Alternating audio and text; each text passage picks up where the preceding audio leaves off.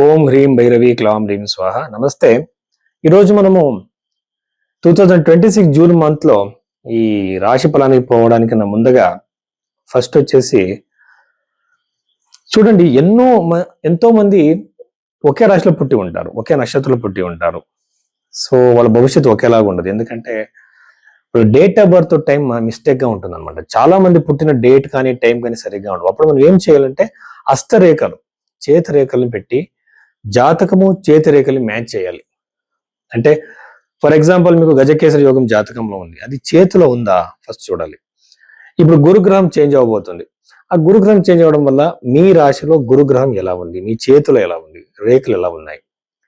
So ఒక పెళ్లి జరగాలంటే శుక్రరేఖ ఎలా టచ్ అయిందా ఆ ఏజ్కి, అలాగే జాతకంలో దశా పీరియడ్ ఉందా, ప్రశ్నశాస్త్రంలో ఉంది, మూడు కూడా కంబైన్ చేసి మనం భవిష్యత్తు గురించి చెప్పాలి. కానీ ఊరికే ఒక రాశిలో పుట్టిన వాళ్ళకి అందరికీ ఒకేలాగా జరుగుతుంది, ఒక నక్షత్రంలో పుట్టిన వాళ్ళందరికీ ఒకేలాగా ఉంటుందని చెప్పకూడదు. ఇది నిజమైన జ్యోతిషం కాదు. అందుకని అలా చూడాలంటే మీరు భైరవి ఆస్ట్రోలో బుక్ చేస్తే మీ జాతకం మీ అరిచి రెండు కూడా కంబైన్ చేసి మీ జీవితంలో జరిగిపోయే ఈవెంట్ ని మనం ప్రైడ్ చేయొచ్చు. సో అలా మీరు భైరవి ఆస్ట్రోలో ఈ ఒక కన్సల్టేషన్ మీరు తీసుకోవచ్చు. మీన రాశి 2026 జూన్ మంత్ లో ఈ మీన రాశిలో పుట్టిన వాళ్ళకి ఏమేమి పాజిటివ్ నెగిటివ్ ఉన్నాయని మనం చూస్తే, రాశి మీద గురు దృష్టి, ఎందుకంటే గురుగ్రహం కర్కాటక రాశిలో ట్రాన్సిట్ అవుతున్నాడు కాబట్టి ఆ గురుగ్రహం దృష్టి వచ్చేసి మీన రాశి మీద పడడము, రాష్ట్రాధిపతి దృష్టి రాశి మీద పడడం చాలా అదృష్టకరం కదా. అప్పుడు ఆరోగ్యం సంబంధించిన ఇష్యూస్ ఇవన్నీ క్లియర్ అవుతాయి. అలాగే పంచమ భావంలో గురువు ఉన్నాడు కాబట్టి మీ పిల్లలకి చాలా మంచిది. మీ పిల్లల స్టడీస్ పరంగా మీరు ఆందోళన పడుతున్నారా, మీ పిల్లల ఫ్యూచర్ కోసం ఆలోచిస్తున్నారా, అవన్నీ సరిపోయే అవకాశం, మీ పిల్లలకి మంచి అవకాశాలు రావచ్చు. ఇంకొక ప్రెడిక్షన్ ఏంటంటే సంతాన యోగం అయ్యే అవకాశం. ఎన్నో రోజులు ట్రై చేస్తున్నాం సార్, పిల్లలు అవ్వట్లేదు అంటారు. వాళ్ళకి మెడికల్ హెల్ప్ కూడా తీసుకోవాలి. కానీ ఈ టైం పీరియడ్ లో గురుగ్రహము ఏం చెప్తామంటే సంతానానికి కారకుడు కాబట్టి ఖచ్చితంగా పిల్లలు అయ్యే అవకాశాలు ఈ రాశి వాళ్ళకి ఉంటుంది.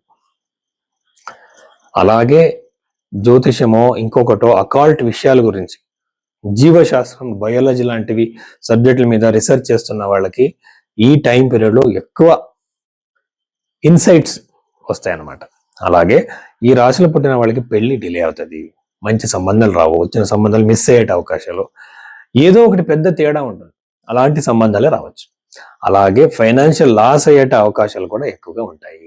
అలాగే శని ఉంటాడు కాబట్టి కాళ్ళకి మోకాళ్ళకి సంబంధించిన వెన్నుముడిసికి సంబంధించిన ఇష్యూస్ రావచ్చు, జాగ్రత్తగా ఉండాలి. రెండో ఇంట్లో ఉన్న కుజడి వల్ల మాటల మీద కంట్రోల్ పెట్టండి. ఏదో ఒక కోపంలో మీరు మాట్లాడేస్తారు, నేను మాట్లాడేది ఇలా స్ట్రైట్ గా మాట్లాడి దానివల్ల గొడవలు కావచ్చు. ఎక్కువ కోపం ఎక్కువ వచ్చే ఛాన్సెస్ ఎక్కువగా ఉంటుంది ఈ టైంలో. అలాగే 12వ ఇంట్లో ఉన్న రాహు వల్ల విదేశానికి మీరు వెళ్ళడానికి ఇంట్రెస్ట్ ఉంటే, జాబ్ కోసము స్టడీస్ కోసము ఎక్కువ అవకాశం మీకు ఉంటుంది. విదేశం నుంచి మీకు డబ్బులు కూడా రావచ్చు. చతుర్థ భావంలో ఉన్న శుక్రుడు వల్ల ఖచ్చితంగా మీరు ఏదైనా వెహికల్, ప్రాపర్టీ ఖచ్చితంగా కొంటారు. అంటే ఈ జ్యోతిష్యాన్ని మనం ఎలా చూడాలంటే, స్కూల్కి వెళ్తున్న అబ్బాయి ప్రాపర్టీ కొనగలడా, లేదు. అప్పుడు మనము టైము, పర్సన్ ఏజ్ని మ్యాచ్ చేసి చెప్పాలి.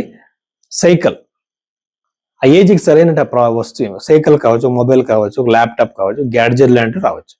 ప్రాపర్టీ కొనేట టైం పీరియడ్ చూసి చెప్పాలి. ఎందుకంటే ఒక జ్యోతిష్యం అనేది మనం చేసేట జడ్జిమెంట్, అది ఎలా ఉండాలని గ్రహాలని చూసి మన సొంత అనుభవంతో పెట్టాలి. అలాగే ఈ రాశిలో పుట్టిన వాళ్ళకి గురుగ్రహం వల్ల కాకుండా 3వ ఇంట్లో ఉన్న సూర్యుడి వల్ల తమ్ముడికి చాలా మంచిది, తమ్ముడు గారికి. అలాగే ప్రాపర్టీ విషయాల్లో డిస్ప్యూట్ వస్తాయి.